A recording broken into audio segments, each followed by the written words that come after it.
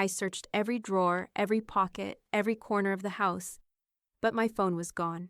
The clock ticked louder with each passing second, counting down to the court hearing they didn't want me to attend. My son stood in the hallway, arms crossed, eyes blank. "Maybe you misplaced it," he said. I saw the charger still plugged in. I saw the guilt tucked behind his calm. That's when I logged into his tablet and called the judge myself. "Wait, before we go any further, I gotta ask, where are you watching from? Drop it in the comments, and don't forget to subscribe." Janice Wheeler woke with purpose.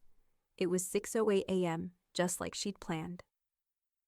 She sat up in bed, the soft creak of her memory foam mattress beneath her, and let her eyes adjust to the Texas morning light bleeding through the blinds. Court was at 8:30 sharp. Plenty of time. She'd laid everything out the night before, documents stacked in a color-coded folder, a cardigan draped over the chair in case the courtroom ran cold, and her favorite pen clipped to her notebook, right where it always was. She reached for her phone on the nightstand. It wasn't there. Her hand hovered in the empty space, patting the wood surface as if she had missed it somehow. Then she pulled the lamp cord for a better look. Nothing. The charger was plugged in, cable curled like a snake, no phone attached. Her brow creased. Janice never forgot her phone. She wasn't one of those wandering, scatterbrained retirees. She paid bills on time, clipped her coupons with precision, and had used the same 6-digit passcode for a decade. That phone was her anchor, especially today. She stood, checked the dresser, then the bathroom counter, the kitchen. Nothing, not on the sofa, not under the cushions, not beside her reading chair. A prickly unease spread through her chest. She opened the rideshare app on her tablet. Error message, no connection. Right, Wi-Fi was spotty. She glanced at the wall clock. 6:42 a.m., still time. She knocked on Trevor's bedroom door. "Yeah," came his muffled voice. She opened it a crack. Trevor was half sprawled on the futon, a tangle of sheets and limbs. He blinked like a man who hadn't expected daylight. "Did you see my phone?" she asked tightly. He yawned, rubbing his face. "Your phone? No. Didn't you plug it in last night?" "I always do." "Then maybe check the laundry basket again, or hell, maybe you left it in the garage. You get distracted." "I don't get distracted," she said firmly. He shrugged, pulling the blanket over his head. "Well, I don't have it." She stared at the lump under the blanket. Something about his tone was off, too casual, too prepared. Back in the hallway, she opened the garage door. It was cool and quiet. The car sat parked where it had been since the incident. Hers, but not according to the state of Texas. She scanned the floor. Nothing but an old pair of gardening gloves and a curled-up extension cord. No phone. She returned to the living room and turned on the TV, hoping to cast sound into the silence. But the tension inside her kept rising. She looked again at the wall clock, 7:26 a.m. Her stomach tightened. She needed to call the lift. She needed to get downtown. If she missed this hearing, Trevor would win by default. She knocked again. "Trevor?" No answer. "Trevor, let me use your phone." The door opened just a few inches. He leaned against the frame, scratching his chest. "For what?" "I need to call a ride. I need to be downtown." "Mom," he interrupted, voice syrupy and slow. "I'm on a limited data plan. And I got a call with that job guy at 10. You said you had everything set last night." "I did." "Well, maybe this is a sign to let it go," he said with a soft laugh. "It's just a car." Her heart hammered. "You stole that title. You know that." Trevor's expression shifted, just a flicker, but it was enough. Then, with mock sympathy, "Sorry, Mom. Hope it turns up." He shut the door. Janice stood there for a moment, the air thick with rage, helplessness crawling up her spine like static. She opened her drawer, grabbed her old paper calendar, and jotted the time. 7:41 a.m. Denied access to his phone. Suspect interference. She sat on the couch, fully dressed, folder on her lap, cardigan over her shoulders. hands clenched around the pen like it might stab through her fury. The courtroom would call her name. She wouldn't be there. And Trevor would smile that smug, practiced smile, just like his father used to. At 9:13 a.m., she got the court notification on her tablet. Case dismissed. Judgment awarded to defendant. Her pen snapped clean in half. The phone turned up in the linen closet, tucked behind a stack of towels she hadn't touched in weeks, face down, battery dead. Janice didn't say a word, she just plugged it in. While the phone charged, she cleaned the kitchen, not out of routine, but because her hands needed to move. Scrubbed the counters twice. Emptied the dishwasher in slow, silent bursts. She didn't speak when Trevor strolled past her in pajama pants, humming tunelessly, pouring himself the last of her almond milk. She just watched the battery icon climb, 9%, 14%, 22%. When it hit 34%, she powered it on. The lock screen lit up like a crime scene.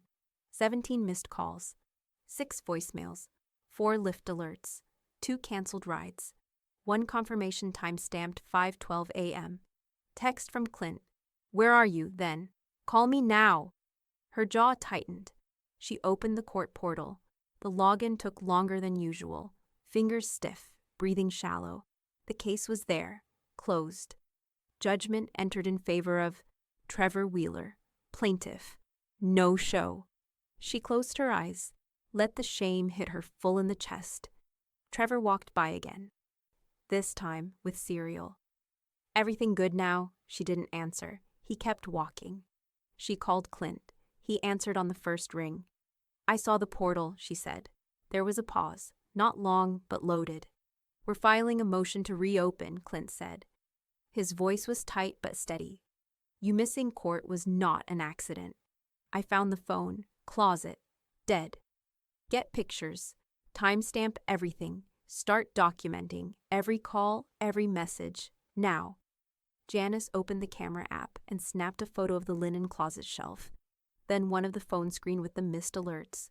Her hands were still shaking. Also, Clint added, check your ride history. If anything was canceled, we get that too. This isn't over, Janice. Not by a long shot. She swallowed. Okay. By noon, she had an empty spiral notebook open on the dining table and a fresh blue pen uncapped. On the first page, in clean block letters, she wrote, Timeline. Interference incident, 9:13. She wrote the date and time of every missed call, every notification. She added a column for proof gathered. Under 7:41 a.m., she wrote, Denied phone access by Trevor, verbally documented. Under 9:13 a.m., court judgment notification received. She noted the towel shelf, circled it. The more she wrote, the steadier she felt. Every fact was a lifeline, every detail a weapon. She was halfway through listing the Lyft confirmation number when her phone buzzed again. Instagram notification. She opened it, expecting something mundane. An ad, maybe an update from the senior center. Instead, it was Marla. A story post, tagged with Trevor's handle. A shot of her standing in front of Janice's car, one hip cocked, keys dangling from her painted fingers. Caption. Finally, ours, Ruts manifested. Janice stared at the screen. The audacity hit like a slap. There it was.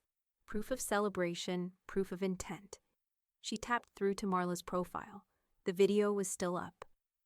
Janice hit record screen and let the video play through again, this time capturing every frame. She forwarded it to Clint with a single line. They didn't even wait a day. At 3:42 p.m., she heard a soft knock at the back door. Jolene Voss stood on the patio in her boots and faded denim jacket, holding a peach cobbler wrapped in foil. I brought carbs, Jolene said.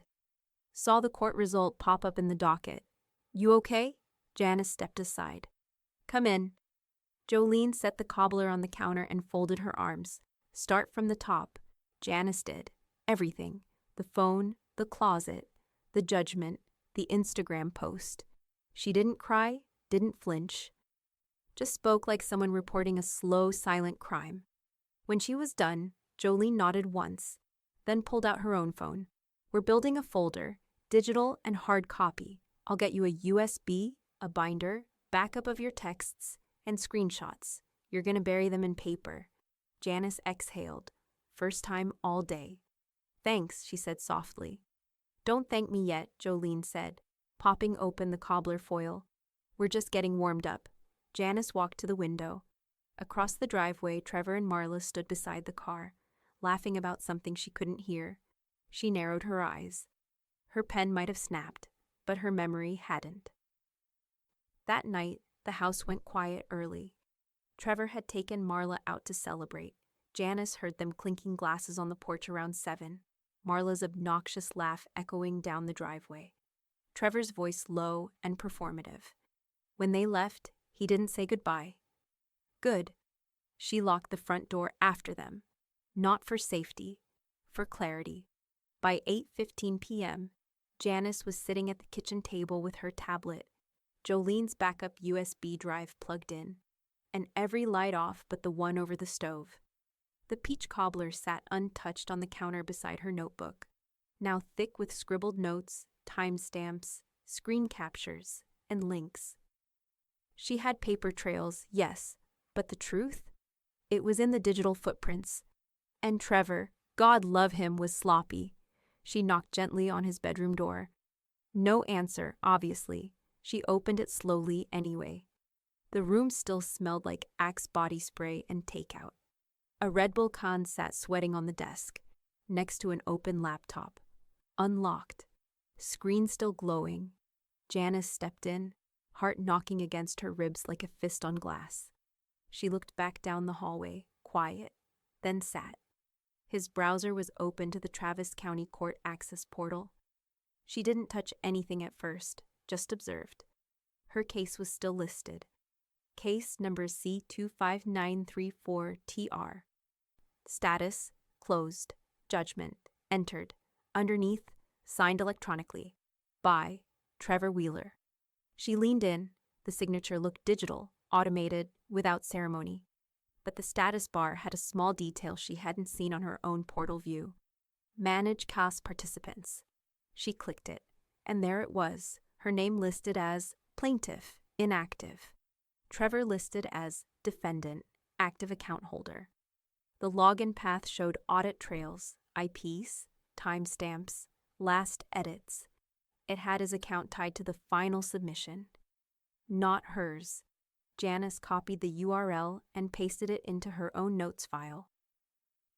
She opened the snip tool and screen captured the entire dashboard, top to bottom, highlighting everything she could before the screen dimmed.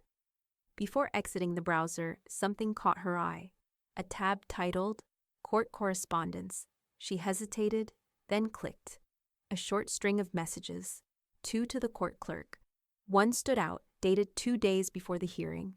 Subject: Plaintiff concerns. My mother has been experiencing increasing paranoia and memory lapses. I'm worried about her ability to represent herself accurately. Just wanted to document this early, in case things escalate. Her mouth went dry. There was no reply from the clerk, just a notation, received. She leaned back from the laptop like it had stung her. It took her a full minute to breathe. Then she got up, walked back to her room, and called Clint. Tell me exactly what you found, he said after she read the message aloud. She didn't cry, not even close. Her voice was level, controlled like a witness statement. He preempted me, built a story of instability, planted doubt. Perfect, Clint said. We use it. Let's move fast. He dictated the bones of a response, language meant to trigger procedural review. She pulled up her email on her tablet, created a draft from Trevor's court-linked account, and began to type. 2. Clerk, Travis County Civil Court Subject. Case C25934TR. New evidence for review. Following the court's decision on this matter, I wish to request that the record remain open for reconsideration. Several critical facts regarding communication interference and unauthorized activity have since come to light. I respectfully request time to submit documentation regarding 1. Phone access interference, 2. Rideshare cancellation evidence, and 3. Digital manipulation of case access and court messaging. She attached the screenshots, the linen closet, the lift cancellation, the case dashboard. Trevor's own words, "My mother is unstable." Under signature, she typed, "Submitted via active party account, pending legal counsel confirmation." She saved it as a draft, not sent. Yet. "Should I hit send?" she asked Clint. "Wait until morning. I'll have the language notarized. Then we make it official." Janice looked at the glowing screen. Her reflection stared back in the glass. Tired, lined, but still sharp. Still dangerous. She closed the laptop, stood, and left the room without a sound. At 1:03 a.m., a new notification popped up on her phone. Marla Wheeler posted a new story. Janice opened it with a thumb that barely trembled. The video was from earlier.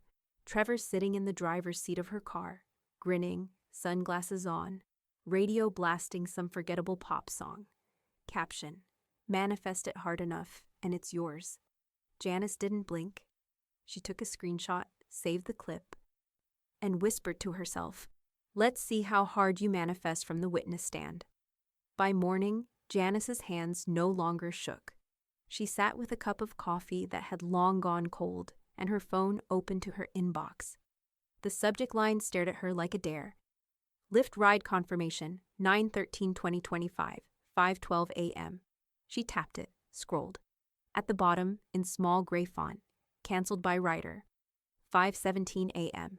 She hadn't touched her phone at 5:17 a.m. She clicked the help link. The support bot was useless, so she typed a direct request. "Was this cancellation made from this account, and can you verify the IP address?" She didn't expect a reply so soon, but it came within 15 minutes. "Hi, Janice. Thanks for reaching out. We can confirm that the cancellation was made from your personal device, associated with IP address ending in 44. Lyft support." Janice read it twice. She didn't sleepwalk. She didn't cancel it. That meant someone else had her phone. At 5:17 a.m., she copied the email into her timeline journal, printed it for the binder Jolene had dropped off that morning, and then did what she'd been putting off for days. She opened Find My iPhone. Her heart thudded as the map loaded. The last ping came up almost instantly. Location, garage. Time, 3:17 a.m. She closed her eyes, gripped the phone in both hands. That was the nail. An hour later, Jolene pulled into the driveway in her dusty Subaru, a milk crate in her arms labeled in black Sharpie, Exhibit A to Z. "Color-coded," she announced, dropping it onto the kitchen table. "Red for comms, green for transportation, blue for digital manipulation." Janice raised an eyebrow. "You're organized." "I ran dispatch for 31 years. I've seen what wins cases and what gets laughed out of court. Paper trails win. Chaos doesn't." They filed everything together. The Lyft cancellation, the court dashboard, the fake message about Janice's instability, and now the phone location ping. Jolene printed each screenshot twice, one for Clint, one for the judge's assistant. Janice clipped her copy together and tapped the corner to align it. "This goes to Clint today." By 4 p.m., Clint had scanned the full file and filed a motion for sanctions with the county clerk. He called her immediately after. "This is going to rattle them," he said. "It's methodical, clean. You've got digital footprints, inconsistent testimony, and a manipulation pattern. If the judge accepts the motion, it reopens the entire case." Janice didn't smile, but she stood a little straighter. Then Clint added, "You need to be ready for them to come crawling, not with apologies, with spin." He was right, because at 6:12 p.m., her doorbell rang. She opened it to find Marla standing there, cradling a Tupperware of what looked like chicken salad, dressed in soft lavender, no filters, no lashes. Just her carefully constructed, innocent face. "I thought we should talk." Janice didn't step aside. Marla sighed. shifting the container like it was heavy. Look, I know you're mad, I get it, but all this court stuff, you're blowing everything up. You're ruining our family over a car. Janice didn't blink. It's not about the car. Marla gave a tight smile. Come on, you've made your point. And if you keep pushing, it's just going to make you look bitter. Don't give people a reason to call you unstable. That last word. She knew exactly what she was doing, playing on the lie Trevor had planted, threatening without threatening. Janice tilted her head. I saw your post, Marla. Marla faltered. What post? The one where you're in my car, holding my keys. Marla's eyes flicked, calculating. That was a joke, just manifesting energy. Social stuff. You canceled my lift, Janice said evenly. That stopped her cold. I didn't. From my phone. At 5:17 a.m. from the garage. She leaned forward, voice like a slow knife. Didn't realize my phone logs IP addresses, did you? Marla's throat bobbed. Janice didn't move from the doorway. You and Trevor don't get to talk to the judge behind my back and smile through the mess like it's brunch. Not anymore. A long silence stretched between them. Then Marla gave a brittle smile and held out the chicken salad like it was a peace treaty. Janice didn't take it. Tell Trevor the next time he wants to frame someone. He should log out of his browser first. Then she shut the door. She walked back to the kitchen, pulled out her binder, and slid the newest printout into a plastic sleeve. Tab labeled F, Direct Confrontation. Her phone buzzed again. New email. Subject, motion accepted. Hearing set. She read the date, smiled.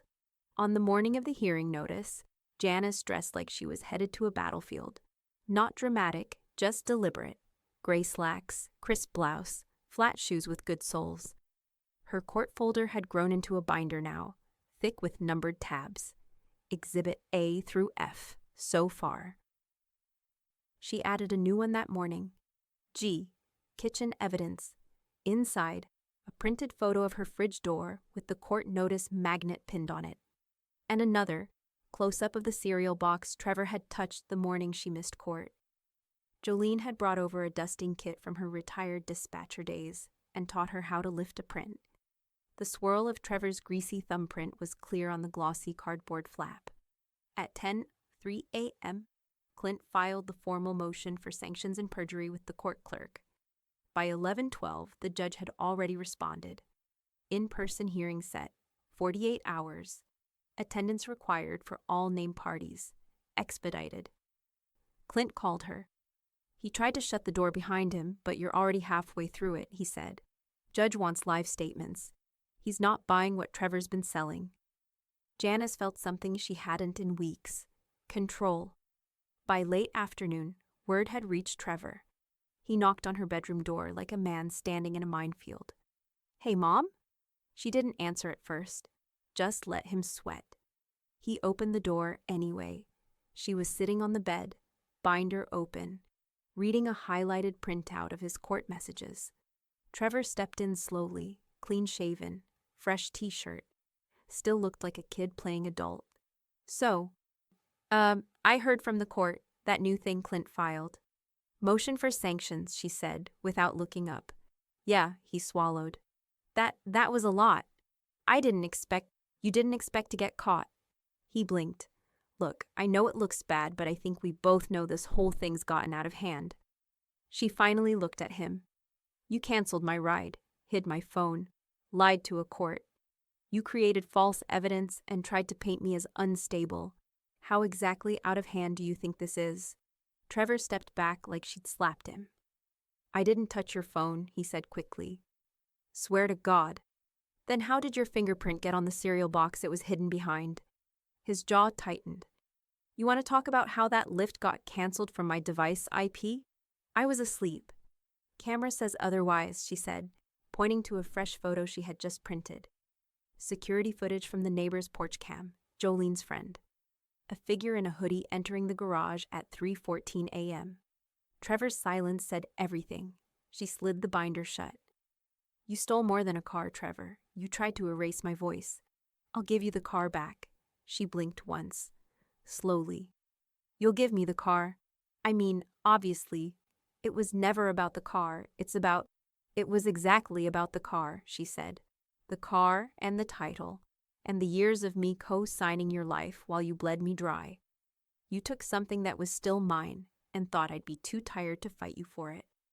Trevor ran a hand through his hair. Mom, come on, you win, okay? I'll sign whatever you want. Just drop the motion. It's public now. Marla's freaking out. Janice stood, calmly, not angry anymore. Beyond that now. She crossed the room, paused in the doorway beside him, and looked him square in the eye. You don't get to offer me peace like it's charity. Then she stepped past him and headed for the kitchen. That night, Clint called again. They responded to the motion. She leaned on the kitchen counter. And? Trevor filed a sworn affidavit. Says he never touched your phone. Says you probably misplaced it and are fabricating details to retaliate. Janice snorted. He doubled down. He did. Then we bury him in proof. Clint chuckled. Already happening. Judge requested your full binder. She walked to the dining table, opened the milk crate of evidence, and started flipping to the G tab. Remind him, she said. You don't make peace with people mid-lie. Copy that, Clint said. We go in Thursday.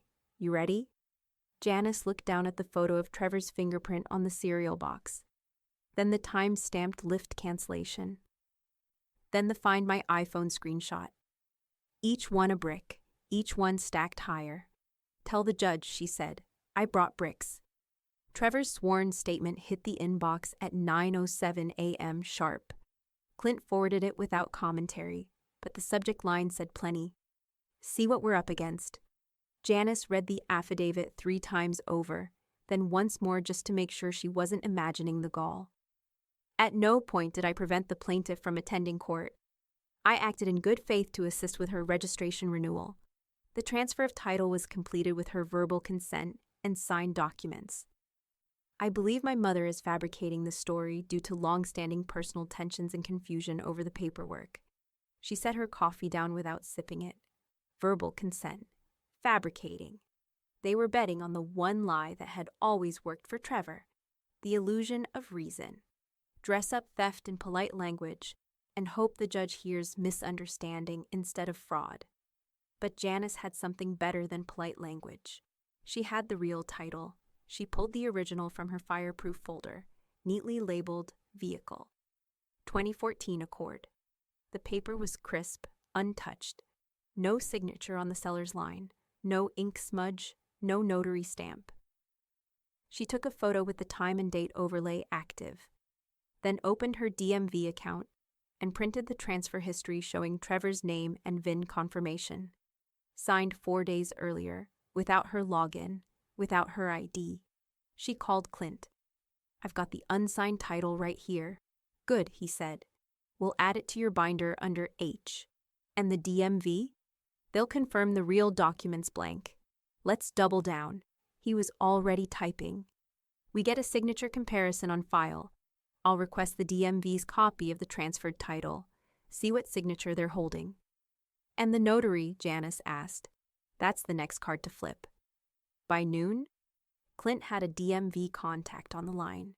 At 2:21 p.m., they called back. Janice answered on speaker. Hi, Ms. Wheeler. This is Sheila Price from Austin DMV Fraud Investigations. We reviewed the title transfer Trevor Wheeler submitted. I need to know who notarized it, Janice said evenly. There was a pause. The document was notarized by a Melanie Bryce. Janice's stomach dropped.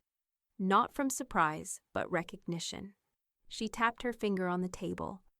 Marla used her last year for a lease. I remember, she bragged about not having to go in person.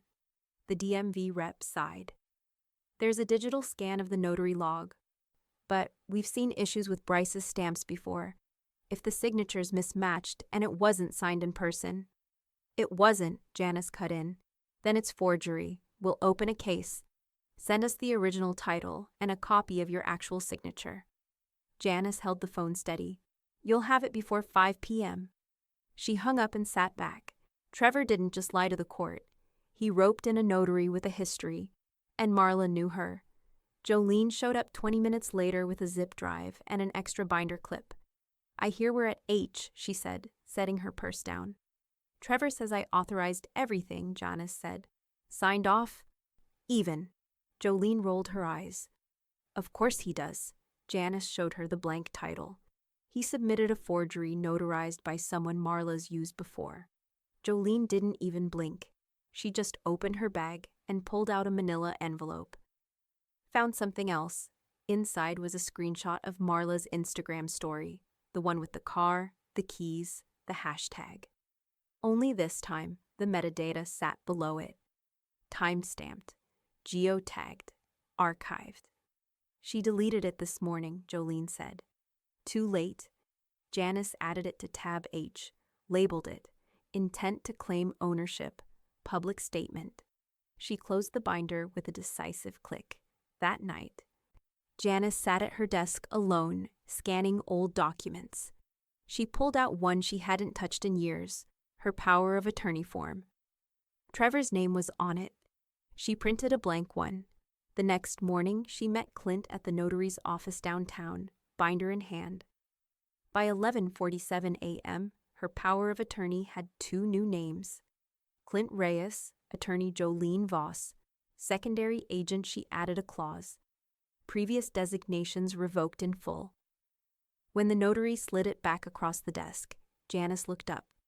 Can you also notarize a letter revoking all emergency contact rights from Trevor Wheeler? The notary blinked. Yes, ma'am, she smiled. Good. Add it to the stack. At 4:03 p.m., Clint called with a short update. Subpoena's been issued for the notary. And Bryce? She's lawyered up. Janice didn't smile, but she closed her eyes and breathed. The call from Clint came just before lunch. She cracked. Janice was slicing a tomato in the kitchen when the words hit. Melanie Bryce, she asked, wiping her hands on a dish towel. Yep.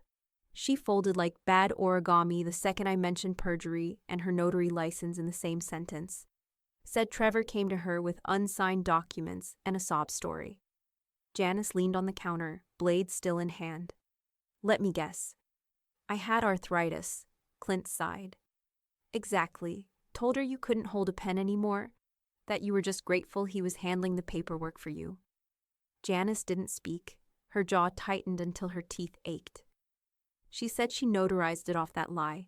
No ID, no signature match, no in-person meeting. Just trust. Janice dropped the tomato slice in the trash. File it. I already did, Clint said. Forgery, misrepresentation, and aiding fraud. DA's reviewing it. DMV's looped in. We've got a full investigator now. She took a breath. Good. The DMV office downtown was overlit and cold.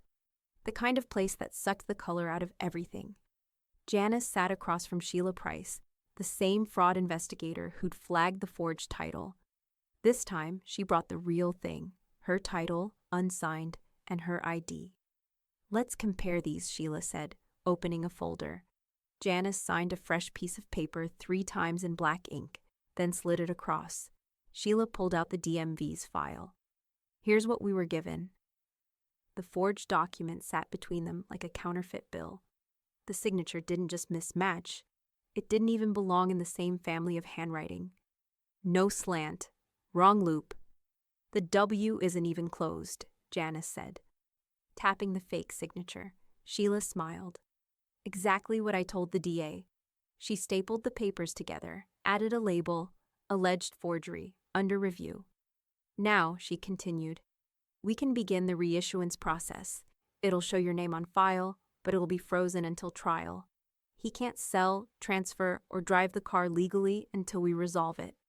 Janice sat straighter. That works. Sheila paused. I've seen sons do worse, but the paper trail you kept? That's rare. Most people don't think to gather it until it's too late. Janice allowed herself a small nod. I was married to worse. That night, as the sun dipped behind the trees lining her backyard, Janice opened a fresh folder. DMV, Action Steps. She copied everything Sheila had given her. Timeline, forms, investigator badge card. She didn't hear the car pull up. The doorbell rang once, soft, almost hesitant. When she opened the door, Trevor stood there with a bouquet of gas station flowers and a phone in his hand, screen facing her. Recording, of course. "Really?" she said. "I'm just here to apologize," he said quickly, stepping back half a pace. "Just trying to show the court I'm not a threat, that I'm being respectful." She folded her arms. "You think if you record yourself with flowers, it undoes a felony?" "No, He looked down at the phone, then back at her. "I'm just trying to make peace." Janice didn't move. "Turn it off." "Can't," he said. "My attorney said to document everything in case this goes sideways." "This is sideways." Trevor shifted uncomfortably. "Can we just talk? Just for a second, off record." "You're recording," she said. "And if I close the door right now, you'll clip the footage to make it look like I'm the aggressor." He said nothing. She leaned slightly forward. "Tell your attorney I'm collecting everything you're recording. Every time you show up uninvited, I log it, I timestamp it. And if you pull this again, I file for a protective order." Trevor's face twitched. "You're really doing this to your own son? You did this to your own mother." She took one step back and began to shut the door. Before it clicked shut, he called out, "I'm still your emergency contact, you know." Janice stopped, then smiled, slow, cold. "Not anymore." She closed the door. Inside, she opened the file where she kept her revocation letter, titled Emergency Contact Update, filed and notarized. The timestamp was bold. Trevor's access, officially dead. Janice didn't need to say much when she handed Clint the USB. He showed up again, recording. Clint plugged it into his laptop, eyes narrowing as the screen lit up. Trevor's voice filled the small law office, apologetic, performative, filled with just enough tremble to seem sincere. "I just want peace. I brought you flowers."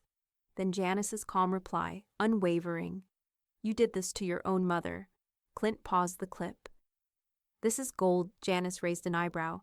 "It's creepy." "It's strategy," Clint corrected. "And now it's evidence.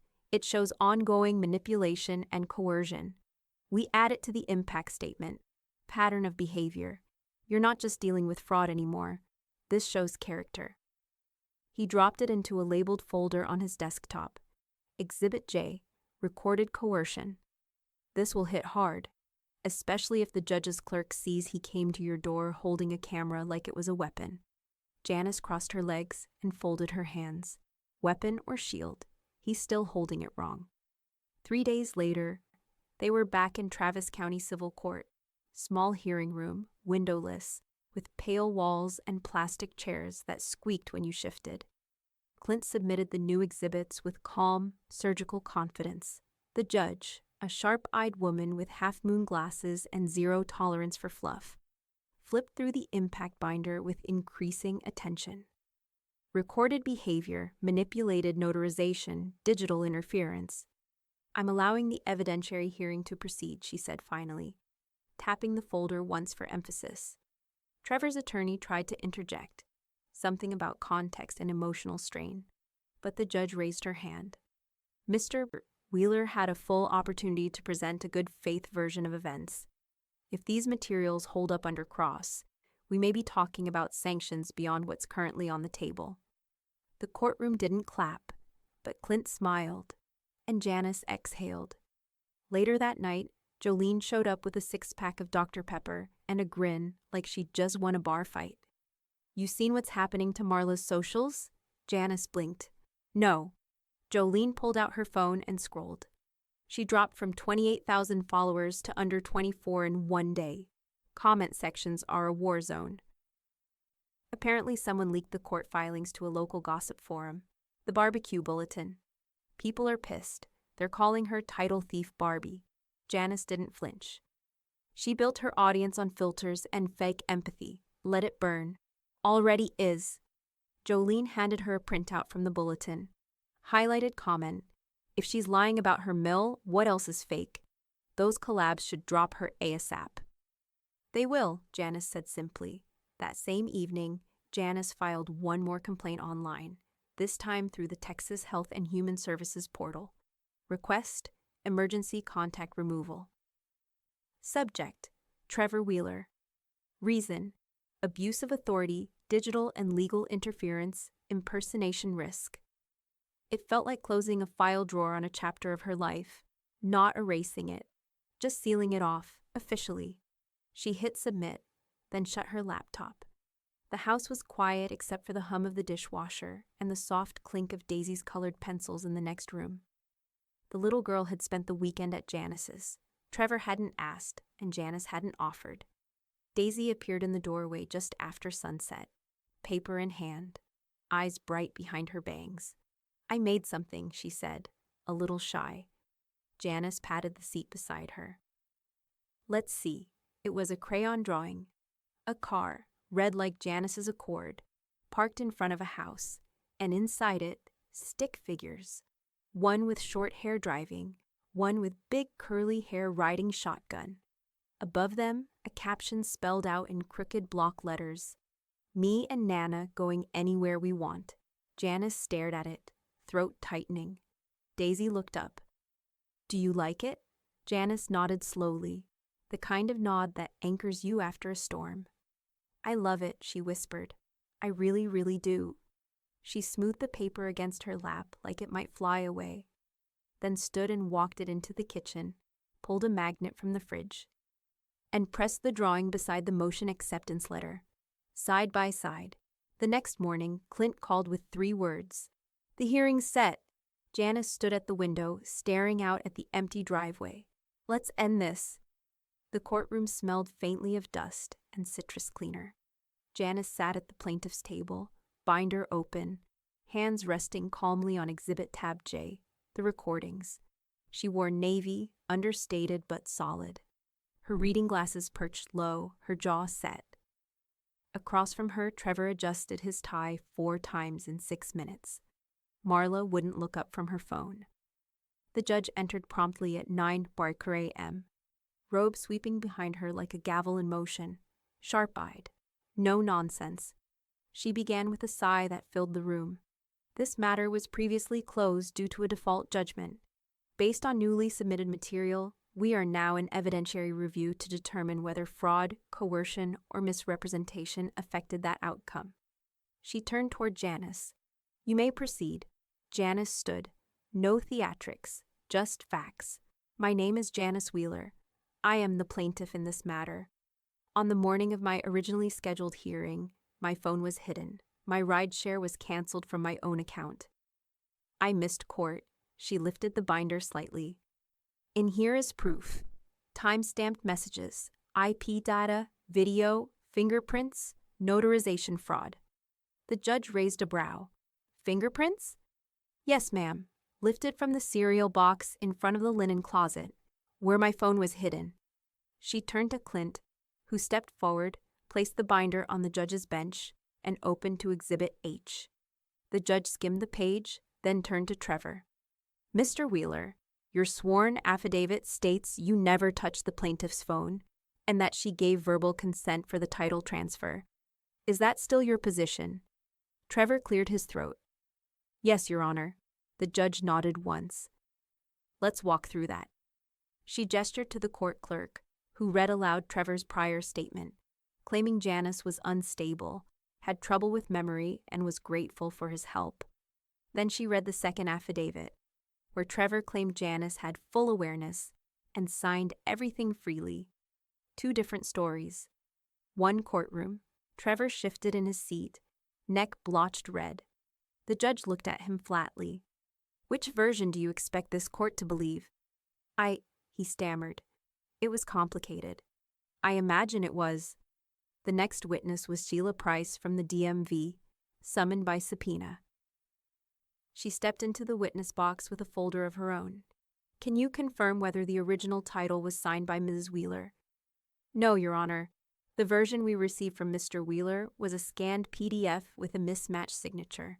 The ink, slope, and character formation do not match Miss Wheeler's verified DMV signature on file." The judge flipped to the page, studied the side-by-side comparison. Is it your professional opinion that this title was altered? Yes, Your Honor. And the notary, Melanie Bryce, has admitted to notarizing it without presence or ID. Marla's head jerked up. Trevor turned toward her, mouth twitching. You said it would be fine. Marla stood. I want to leave. The judge banged her gavel. Ms. Wheeler, you are under subpoena. Sit down. But Marla was already halfway out the door, heels clicking like a metronome of guilt. Trevor stared after her. His voice, for once, was small. Your Honor, I didn't. She told me. The judge held up a hand. You may want to reserve further statements for your attorney. She turned back to Janice. Ms. Wheeler, I am overturning the prior judgment. Full title rights will be restored in your name. The DMV will freeze Trevor Wheeler's access to any associated assets until the matter is fully resolved. She glanced down at the paperwork again. You are also awarded full court costs and fees related to the original filing and the motion to reopen. Janice didn't flinch, didn't smile. She just nodded, slowly, precisely. Justice wasn't a burst of fireworks. It was the sound of everything falling back into place. After the ruling, Clint leaned over, voice low. I've already filed a fraud complaint with the Texas Attorney General's office. Civil's just the beginning.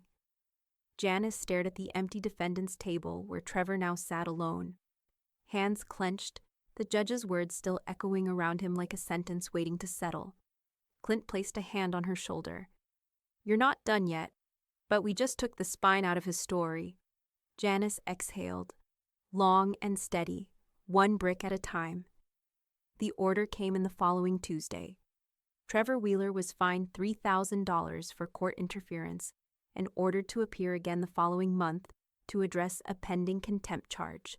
Language vague, but weighty. Clint forwarded the notice with one sentence. This is what leverage looks like. Janice read it at her kitchen table, coffee in one hand, Daisy's drawing still hanging nearby. She didn't smile. She just picked up her pen and added a new tab to her binder. K, Enforcements and Fines. The car came home 2 days later. A flatbed tow truck eased it down the driveway like a gift being returned. Slowly, carefully, tires spotless. The driver handed her the key fob. Name's officially updated on the title, he said. The DMV processed it early. You're clean. Janice ran her hand along the hood like she was checking for bruises. But there were none, just smooth, familiar steel. She opened the door. The scent inside was faintly citrusy. Someone had tried to detail it, probably to cover their tracks. It didn't matter. She was in the driver's seat now, legally, literally. She slid behind the wheel, started the engine, and listened. Purring, steady, hers. That same afternoon, she and Jolene went to Best Buy. Get the GPS one, Jolene said, squinting at the aisle. The kind that tracks the car, even if it's parked under a bridge in Louisiana. Janice nodded. And a dashcam, front and rear. They checked out with a basket full of quiet power, security apps, a steering wheel lock, and a portable jump starter. It wasn't paranoia, it was peace of mind. By Friday, Clint had filed a small claims suit on Janice's behalf. Digital interference damages, $2,500. The lift cancellation, the email manipulation, the court logins from his IP, it adds up, Clint said. It won't bankrupt him, but it'll follow him. Trevor's attorney sent a desperate motion to vacate the judgment, arguing emotional duress, unstable family dynamics, misunderstood timelines, and unfamiliarity with digital systems. The judge denied it in a single paragraph. Legal consequences are not emotional misunderstandings. Trevor's voice cracked when he called to apologize again. Janice didn't answer. She just forwarded the voicemail to Clint, then labeled it in her archive. Exhibit L, Post-Ruling Manipulation. 2 weeks later, Janice stood behind a folding table in a beige community room at the Austin Senior Center. The banner read, Protect Your Paper Trail. Guest speaker, Janice Wheeler, retired tax clerk. She adjusted the microphone, cleared her throat, and smiled at the 20 or so attendees, most in their 60s and 70s, some with notepads, some with crossed arms. "I'm not a lawyer," she began, "but I've been burned, lied to, taken advantage of by someone I trusted more than I should have. And I'm here to make sure that doesn't happen to you." She held up a manila folder with her own handwriting across the front. "Keep copies. Don't trust memory. I want you to know what a revoked power of attorney looks like, what a notarized document should say, what to do when someone tries to transfer your car title out from under you." A woman in the front row raised her hand. "What if it's your son?" Janice met her eyes, especially then. Laughter rippled across the room, soft, knowing. Janice continued, "Never hand over a document you haven't scanned, signed, and slept on. And never assume family means safety." She clicked to the next slide. Behind her, Jolene stood at the snack table, nodding with pride. That night, Janice came home, peeled off her shoes, and sat in the car for a full minute with the engine off. Just sat there, no music, no distractions. She looked over at the dashcam light, blinking steadily, safe. She looked at the rearview mirror, clear. She looked ahead, wide open. Her phone buzzed, an alert from the court system. Trevor Wheeler, contempt hearing. Scheduled 11:14. She didn't open the message. She didn't need to. The email came at 6:13 a.m. Subject line, "Welcome back, admin, YouTube, studio, access." Janice blinked at the screen, then read it again. Trevor had never removed her from his old channel. Not from the days when she'd helped him file for monetization, not when she made him sign the original business registration under her tax ID, and certainly not after she'd stopped babysitting his finances.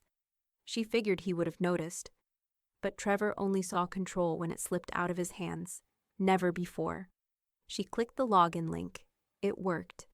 Inside sat a neglected channel with 1,200 subscribers, 2 years of weak uploads, and a banner that still read, "Wheeler Life Hacks, Hustle, Motivation, Gear Reviews." There were playlists titled "Fix Your Credit," "Steel Deal Meals," and "Boss Energy Tips." She clicked videos. The last one, a shaky, underlit clip of Trevor unboxing a Bluetooth speaker in his car. Her car. She closed the tab and opened iMovie. By 9 a.m., she'd recorded the video in one clean take. She wore a denim jacket, sat in front of the fridge with Daisy's drawing and her court satisfaction letter visible in the background. Her voice was calm, no script, no performance, just presence. "My name is Janice Wheeler. I'm a retired tax clerk, a mother, and recently a plaintiff in a civil case against my own son, who illegally transferred my vehicle into his name while pretending to help me with paperwork." She held up the binder, worn, color-coded. "I want to tell you what I learned about trust, about digital footprints, and about how quiet people can get loud when the system fails them." She never said his name, never had to. The title read, "Why I Fought Back and Why You Should." Length, 2 minutes and 12 seconds. Tags, elder fraud, shark paper trail, heart or trust but verify. She posted it at 9:43 a.m. By noon, it had 3,200 views. A Facebook group called Golden Texans Against Exploitation shared it with the caption, "This is how you do it, y'all." By evening, the comments stacked up, mostly from other seniors. "My granddaughter tried the same thing with my checking account. Saved this. Gonna show it at my church next week. Damn, she's got more receipts than Walgreens." Janice read each one, then closed the tab. Marla noticed next. At 6:12 p.m., Jolene texted, "Guess who just lost her collagen tea sponsor?" A screenshot followed, an Instagram story from Marla, red-eyed and rambling. Apparently, cancel culture applies even when you're not the one being sued. People need to mind their business and stop spreading toxic energy. "I'm still healing." Another text buzzed in from Clint. "Trevor's job offer from Litbank? Withdrawn. They cited unresolved legal exposure." Janice didn't reply. She simply walked into her kitchen, opened the cabinet labeled Household Final, and tucked her court binder inside. Then she opened the laptop one last time. She hovered over the YouTube Studio dashboard, clicked Settings, clicked Permissions, then Remove Myself as Admin. It asked, "Are you sure you want to leave this channel?" She clicked Yes. A beep passed. Then the screen blinked, and access was gone. The account was still his, but the narrative, that was hers. Later, she sat in the car, engine off, windows cracked to let the breeze through. The sky was soft pink, a faint echo of fall rolling in across the suburbs. Her phone buzzed, an email notification. Subject, final hearing reminder, Trevor Wheeler. Date, November 14th. Location, Travis County Courthouse, Courtroom 5A charge. Civil contempt, evidence tampering, pending. Janice didn't mark it unread. She didn't flag it. She just deleted it. Then she reached for the dashcam remote and hit record. She faced the lens and smiled. It started with a hunch. Janice had always been good with records, tracking receipts, dates, expiration notices. But even now, after the court ruling, after the car was back in the driveway and the binders were tucked into the final cabinet, something itched at her. So she logged into Credit Karma, heart steady, jaw locked. One open line, joint, account ending in 7703. A Visa from First Bank, active. Her name listed first. Trevor's listed second. Balance, $430.27. Recent charge, gas station in Pflugerville. Timestamp, 3 days ago. She stared at the screen, not in shock, just confirmation. Some debts weren't financial, but some absolutely were. She printed the statement, scanned it into a new folder on her desktop labeled Final Cleanup. Then she opened the FTC Identity Theft Portal. Please describe the unauthorized activity. She typed, joint credit card account used without my knowledge. My name is the primary. Secondary party is currently under civil penalty for impersonation and court interference. She checked the box, request closure and permanent freeze, then hit submit. By 10:30 a.m., she was at Jolene's house, shredding what remained of the joint mail folder. Old insurance notices, DMV forms with both names. A blank health proxy from the year Trevor had briefly been listed as her emergency contact. It was all dead weight now. Jolene stood by the shredder like a soldier with a mission. I made coffee. Janice held up a yellowed envelope. 2018, the lease he convinced me to co-sign. Jolene fed it into the machine like a verdict. Rest in pieces. They didn't talk much. Didn't need to. Each shredded line of paper was its own therapy. That afternoon, Janice visited a bank branch she'd never set foot in before. New neighborhood, new manager, new everything. She walked out with a fresh checking account, a high-security password, and no ties to the past, no co-signers, no beneficiaries, no exposure. She stood on the sidewalk for a moment afterward, just breathing. The sky was cloudless. Light breeze, not a metaphor, just a blessing. At 4:47 p.m., Clint texted. Final cost motion accepted. All court fees reimbursed. Check incoming. Janice didn't smile, but she did pour herself a glass of iced tea and sit on the back steps, just watching the sun stretch over her yard like it remembered her name. Then her phone buzzed. Voicemail. Trevor. She didn't answer. She didn't even play it right away. Instead, she opened her archive app, renamed a folder, Exhibit M, Emotional Fallout. She tapped Save Voicemail to file and watched the upload complete. Only then did she hit play. Mom, I'm sorry, okay? I didn't think it would go this far. I messed up, I know that, but this is destroying my life. You don't have to keep pushing. You won. Okay? You won. Just call me back. Please. Sniffing, shaky breath. End of message.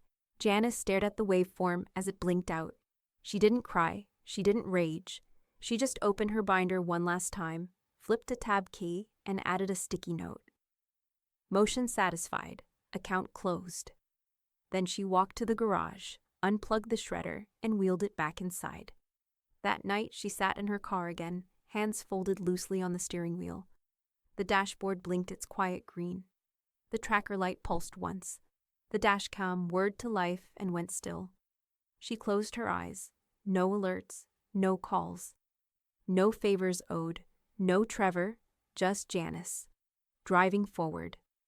Janice laid the thick folder on the estate planner's polished oak desk, with the same deliberate weight she once reserved for court binders. "Start fresh," she said. "No amendments, no footnotes." The woman across from her, gray blazer, tortoiseshell glasses, clipboard ready, nodded once. Full rewrite. Got it. The room was quiet, clinical, lined with degrees and photos of grateful families, smiling over perfectly executed inheritances. Janice didn't smile. She just opened her notebook to a page already filled with bullet points. Trevor, removed. Marla, excluded from any contingent interest. Healthcare proxy, Jolene Voss. Executor, same. Primary beneficiary, Daisy Evelyn Wheeler. Minor child, dependent care clause triggered. The planner raised an eyebrow. "Do you want to specify what the trust covers?" Janice nodded, slow and precise. Education, therapy, rent assistance, dental. If she needs braces or breaks a lease to leave a bad situation, she won't have to ask anyone for help. The pen scratched quietly as the planner took notes. Janice stared out the window. And nothing goes to Trevor. Not a penny, not a title, not even my recipe cards. The planner looked up. "Want to include a forfeiture clause?" "Absolutely." She pushed forward a slip of paper already typed.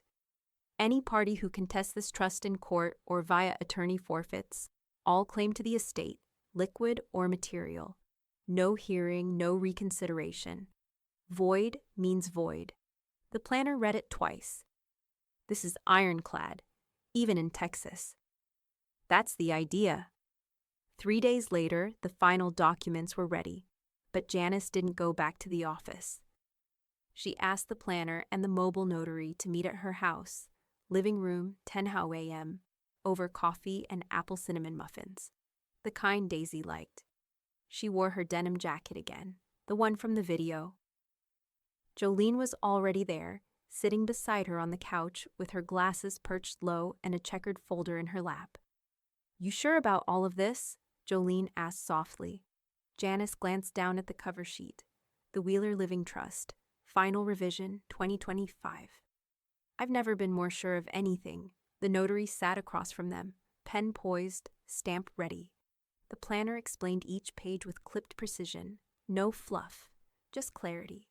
Revocation of prior directives, initialed. New power of attorney, signed. Executor designation, notarized. Then came the distribution clause. Janice turned the page. It named Daisy by full legal name, date of birth, and school enrollment. It named her as primary heir of all non-retirement assets, held in trust until her 25th birthday, unless medical need, education, or housing required early access. "That little girl's gonna grow up knowing someone believed in her," Jolene whispered. Janice nodded. "That's the plan." They passed the final page to the notary. "Sign here, and I'll stamp." The seal clicked down with a heavy thunk. Final. The planner closed her briefcase. "If anyone contests, we follow the clause. It auto-rejects. Your wishes hold." Janice walked her to the door. When she came back, Jolene had already poured 2 mugs of coffee and was scrolling through her phone. "Trevor posted a quote this morning," she said. "Something about cutting ties for healing." Janice sat beside her, took a sip, and smirked. "Wish I'd thought of that line. Could have used it on the revocation letter." They laughed. Quiet, unhurried. The kind of laugh that felt earned. That night, Janice lit a single candle and sat with the new trust documents open on the table. She folded one copy and sealed it into a fireproof envelope labeled, "To be released upon death, Daisy Wheeler only." The other went into the safe. She passed by the fridge and looked at the 2 drawings still hanging side by side, Daisy's car picture and the final court ruling letter. Then she pulled out a magnet and pinned one more document underneath. Wheeler Trust, Rev 3, enacted. She stood back and looked at it like a framed portrait, then turned off the lights. Behind her, in the dark, the notary seal sat on the kitchen counter. Still warm. Still final. Janice sat on the edge of her bed, the phone in her hand like it might bite. She tapped the voicemail app. Trevor's name sat at the top of the list, still bold. She'd saved it, labeled it, archived it like evidence. But she hadn't actually listened, until now. She pressed play. His voice came low, watery, like someone trying to cry and control the narrative at the same time. Mom, I guess I'm still supposed to call you that. I'm sorry, okay? I lost everything. My job, my place. Marla's blaming me for everything now. You got what you wanted. Can we please just stop this? A pause. A breath. I miss Daisy. She needs her dad. Don't take that away from me. Click. Silence. Janice stared at the waveform for a beat, then slid her finger over the screen and tapped delete. There was no catharsis, no drama, just the clean, final silence of a door that no longer needed locking. The next morning, she mailed a certified letter. Return receipt requested. The kind she used to send during audits. Mr. Wheeler, effective immediately. All future contact must go through my attorney of record, Mr. Clint Reyes. Direct messages, calls, or uninvited visits will be considered harassment and documented accordingly. Do not contact me again. She signed it with her full name, Janice Evelyn Wheeler. She dropped it into the blue USPS box outside the grocery store, then bought 2 bags of apples, a pint of vanilla creamer, and a stack of colored cardstock. Peace looked like routine. That afternoon, Clint called. Civil docket is officially closed. Final judgment satisfied. DMV notified. Case file sealed under ruling completion. Janice exhaled.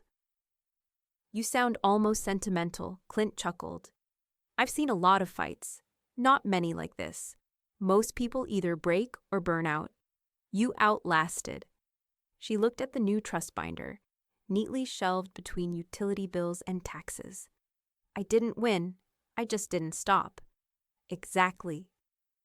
Sunday morning, Janice and Daisy walked the Greenbelt Trail behind the elementary school. It was mid-October. Leaves the color of honey and fire crunched underfoot. Daisy carried a small spiral sketchbook tucked under one arm, crayon tips peeking from the zippered case Janice had packed herself. Do you think foxes live out here? Daisy asked, skipping slightly ahead. Janice smiled. Probably. The smart ones. They paused by a rock ledge, low enough to sit. Daisy flopped down and opened her book.